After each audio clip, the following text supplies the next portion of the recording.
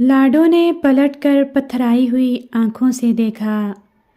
سرخ چٹانوں پر جنگل کا بادشاہ شیر اپنے پورے جاہو جلال کے ساتھ کھڑا ہے۔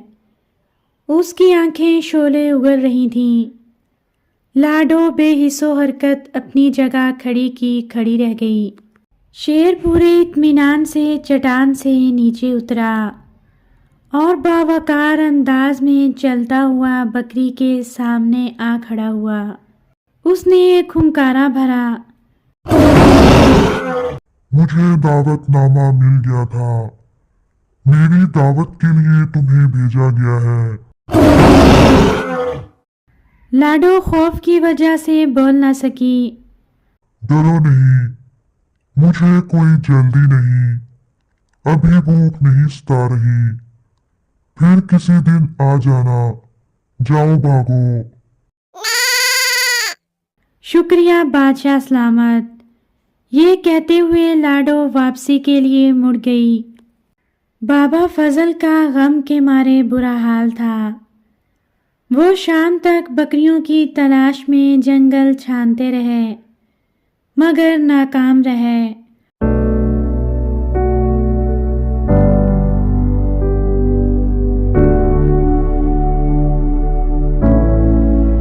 آخر کار مایوس ہو کر وہ واپس چل پڑے۔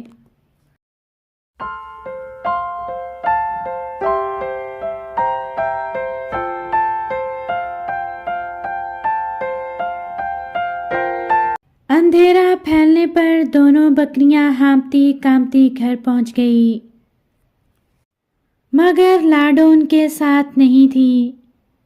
بکریوں کی خوف و ہراس سے بابا فضل سمجھ گئے لاڈو کسی حادثے کا شکار ہو گئی ہے۔ ان کے دل پر ایک چوٹ سی لگی، یوں لگا جیسے اپنی اولاد مر گئی ہو۔ عشاء کی نماز کے بعد وہ چپ چاپ چارپائی پر لیٹ گئے۔ دیر تک انہیں لاڈو کی بھولی بھالی حرکتیں یاد آتی رہیں۔ پھر وہ اچانک اٹھے، دونوں بکریوں کو ساتھ لیا اور چودھری کے گھر کی طرف چل دیے۔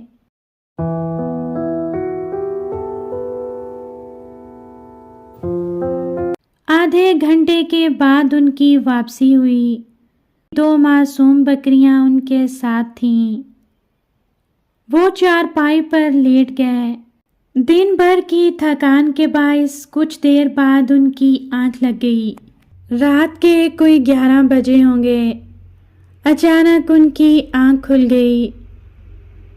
سوتے میں ان کا لحاف نیچے گر پڑا تھا۔ سردی سے ان کے دانت بجنے لگے۔ لحاف صحیح کر کے وہ دوبارہ لیٹ رہے تھے۔ انہیں لاڈو وہاں کھڑی دکھائی دی۔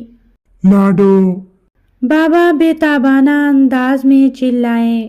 لاڈو نے سر اٹھا کر دیکھا۔ بابا فضل آنسو بھری آنکھوں سے اس کی طرف دیکھ رہے تھے۔ لاڈو، خدا کا شکر ہے تم زندہ ہو۔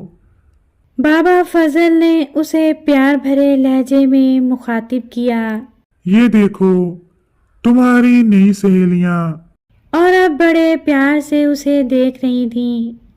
وہ دونوں شریر بکریاں میں چودھری کو بیچ آیا ہوں۔ اس بڑھاپے میں وہ شیطان کی خالائیں مجھ سے بھلا کہاں سنبھالی جاتی۔ ان کے بدلے یہ تمہاری نئی سہیلیاں آ گئی ہیں، بڑی شریف ہیں، ان سے مل تو لو۔ سفید بکریوں سے ملتے ہوئے لاڈو کو یوں محسوس ہو رہا تھا جیسے وہ ایک نئی سہانی اور پیار بھری زندگی کا آغاز کر رہی ہو۔